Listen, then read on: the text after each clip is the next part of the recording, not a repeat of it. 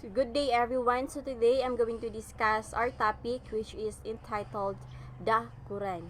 So let us define what is Quran. So Quran in anglicized form mo na siya nga Koran nga spelling. So is certainly the greatest work in classical Arabic and for all Muslims stands as the definitive word of God. So in Arabic, ang ilang God is Allah, spoken to the Prophet Muhammad by the angel Gabriel. So when reading the Quran, you should realize that for all Muslims, the text you are reading quite literally the voice of God because kanang Quran man God is a direct speech sa in Arabic form. So, the translation of the word is seen as blasphemy, as an unforgivable tampering which God's own speech. So, nevertheless, the Quran has been translated into Turkish and Farsi, which is the language of Iran, and the century and it is recited in these languages in religious services in Turkey and Iran. So, the Muslim community universally tolerates this but just barely.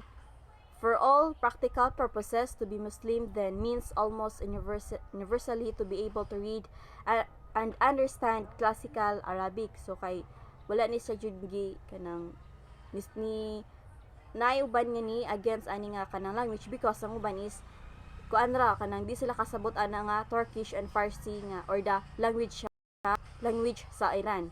So despite what one's relative language is Muslim, reader noted that many Muslims do not understand the language but they must only read or say the words correctly. Di sila kahibawa ng language but makapronounce sila anang nga word. Masira sa kahibawa sila pronounce pero di sila kasabot anang nga language or unsa nga word. So next is the recitation began one night in the year 16 AD.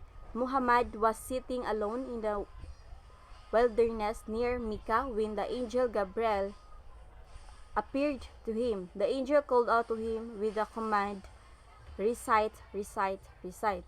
Muhammad responded, I am not a reader.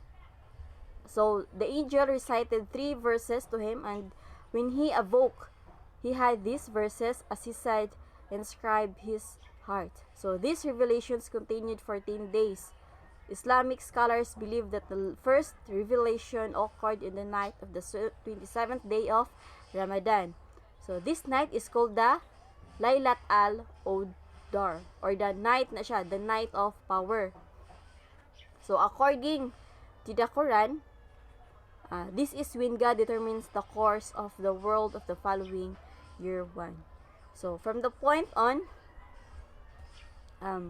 Muhammad believed himself to be a prophet and messenger of God. So we already know that Muhammad is the prophet or the messenger of God. So Muhammad also is the prophet number 6. So apil niya siya sa mga propeta ni propeta ni Jesus. So and responsible for inscribing the last and the most important of God's direct message to the world. So and which is the full name of the work. So the people of God, that is the Jews and the Christians, were going astray the purpose of the Arabic. So recitation was to restore God's faithfully to the proper path. So at different times in Muhammad's life, the recitations would come to him. He wouldn't then repeat what he had heard, and this would be memorized by certain people trained in remembering verses. Some of these verses were written down in whatever was at hand. So all these writings were collected in the Caliphate or Ottoman, and the canonical text was established about or around 650 after or AD. The writings were collected into a group of surahs and ordered according to length. So each surah is meant to be an single recitation through all Muslims, also known the chronological order of the recitations. So the Quran is organized into separate chapters, manang called surahs or surah. So The order of the surah, however, does not reflect the chronological order of the Quranic verses, nor does the surah structure reflect the nature of the original Quranic revelation. So, during this lifetime, Muhammad would have individual verses revealed to him. These revelations occurred unexpectedly and in surprising places. So, typically, revelation would put Muhammad in a trance-like state. He and others would memorize the revelation verses and under the guardians of Gabriel.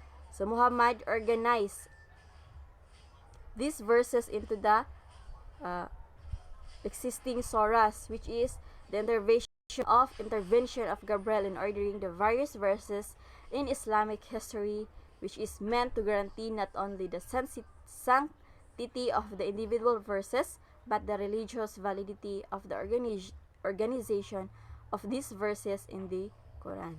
So that's all for my topic. So there is a continuation of this topic, the Quran, which will be discussed by my partner in this topic, which is Melanie Kambangan.